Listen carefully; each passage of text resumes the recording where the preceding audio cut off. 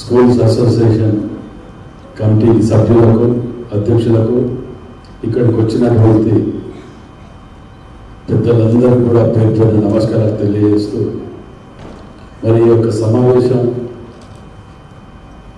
ఏర్పాటు చేయమని అడగగానే ఏర్పాటు చేసినటువంటి పెద్దలందరూ కూడా మరోసారి పేరు నమస్కారాలు తెలియజేస్తూ మరి గత ఎలక్షన్లో మీ అందరి ఆశీర్వాదంతో ఇలా ఎమ్మెల్యేగా మళ్ళీ మీ ముందుకు రాగలిగినట్టు మీ అందరి ఆశీర్వాదంతో ఇక్కడికి రావడం జరిగింది.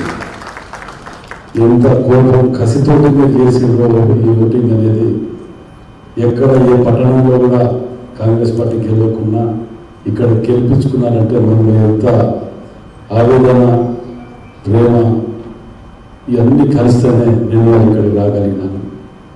మరి మల్లన్న గారిని కూడా మీరు ఆశీర్వదిస్తారనే నమ్మకంతో ఇక్కడికి రావడం జరిగింది. మరి ఎందుకంటే ముఖ్యంగా మల్లన్న గారిని వేధించినటువంటి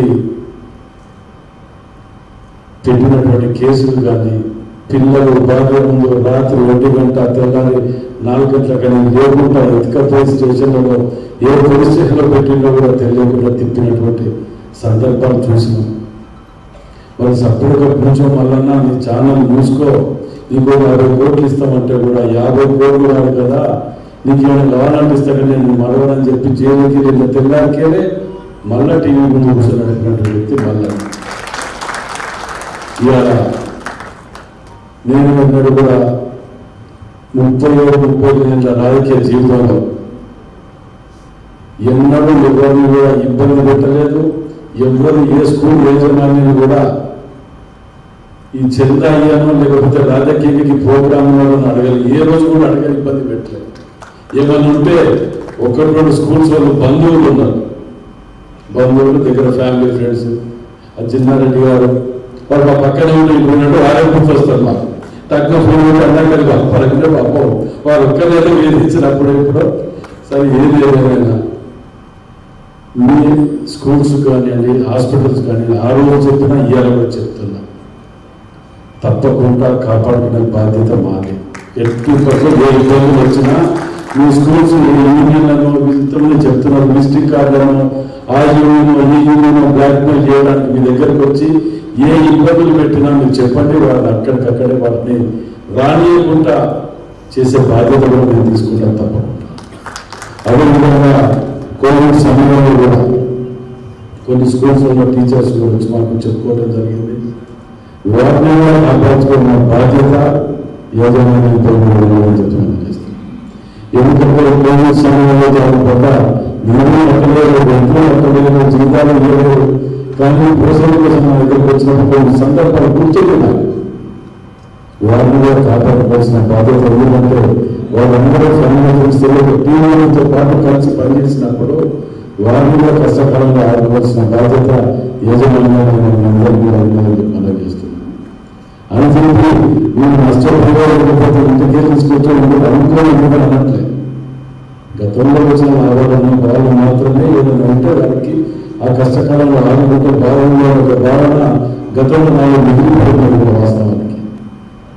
మరి స్కూల్స్ కూడా నేను మొన్న నా జీవితం మొత్తంగా 2 సార్లు బస్సు జీవనం కూడా అడగడం గమనించుకోలేదు.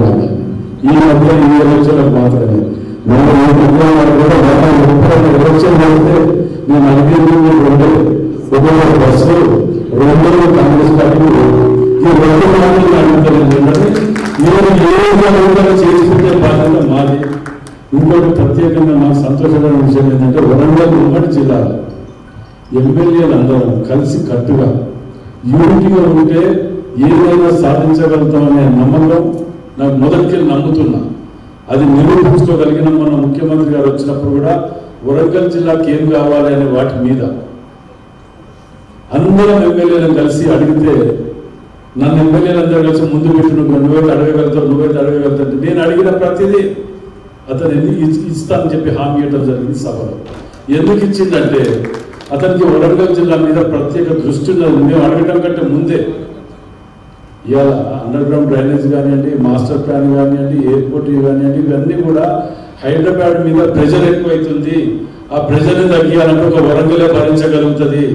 అసెంబ్లీ సెషన్ కూడా అవసరమైతే సమ్మర్ వింటర్ అసెంబ్లీ సెషన్ ఇక్కడ పెట్టాలి, రెండో రాజధాని చెయ్యాలి అనే తపన ఉండి ఇక్కడ 6 లైన్ రోడ్ చేసి ప్రెజర్ తగ్గియటానికి పెడితే నేను అన్ని తీర్ల కరీంనగర్, ఖమ్మం, నల్గొండ చూసినాం.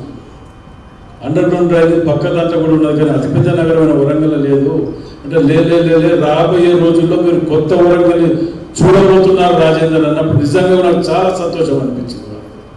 ఇవాళ మాకు నిరుద్యోగం, ఇక్కడ నిరుద్యోగంతో సగం ఇదైపోయింది వరంగల్. ఇవాళ అసలు దానికి ఫైనాన్షియల్ జనరేషన్ లేదు, ఎంప్లాయ్మెంట్ జనరేషన్ లేదు, రిటైర్మెంట్ తప్ప రిక్రూట్మెంట్ లేదు, ఏది లేకుండా అనాథగా వదిలేసే జిల్లా ఏదంటే అది వరంగల్ జిల్లా.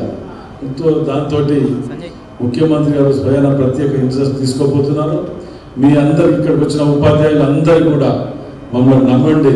నాకు ఆ ఎలక్షన్ కాదు, అయిపోయింది, 4.5 ఏళ్ళు అయింది. అన్నను కూడా మా దాంట్లో ఈ టీం వర్క్లో కొత్తగా మాకు జాయిన్ అయ్యి నిజాన్ని నిర్భయంగా ఇక్కడ మీ ఉపాధ్యాయుల గురించి అది కాదన్నప్పుడు అన్యాయం జరుగుతుంది లొల్లి పెట్టకన్నా అంటే కూడా ఆగే వ్యక్తి కాదు. డైరెక్ట్ ఆ ఛానల్ ముందు కూర్చుంటాడు, పోసిటి రాములు ఎట్లా చూపించడం మమ్మల్ని కూడా అట్లా చూపించట్లేదు. అంటే ఎందుకు చెప్తున్నా అంటే వారి యొక్క తత్వం నేను చిన్నప్పటికీ చూస్తున్నా.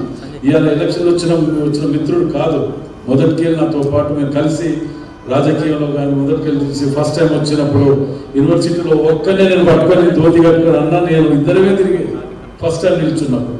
మళ్ళీ ఇవాళ కాంగ్రెస్ పార్టీ నుంచి నిల్చునే అవకాశం వచ్చింది. రాములు గారు మాజీ ఎమ్మెల్సీ గారు అన్నారు. సో కాబట్టి మీరు అందరూ కూడా దయచేసి ఆశీర్వదించండి. మీ నమ్మకాన్ని నిలబెట్టుకునే బాధ్యత మాది అని చెప్పి మనవి చేస్తూ సెలవు తీసుకుంటున్నా. నెక్స్ట్ ములుగు పోవాలి కాబట్టి ములుగులో కూడా ఇదే సమయం ఇక్కడ 11 గంటలకు అనుకున్నప్పుడు లేట్ అయింది, అందుకు అన్నవారిని మాట్లాడవలసిందిగా కోరుచున్నాను.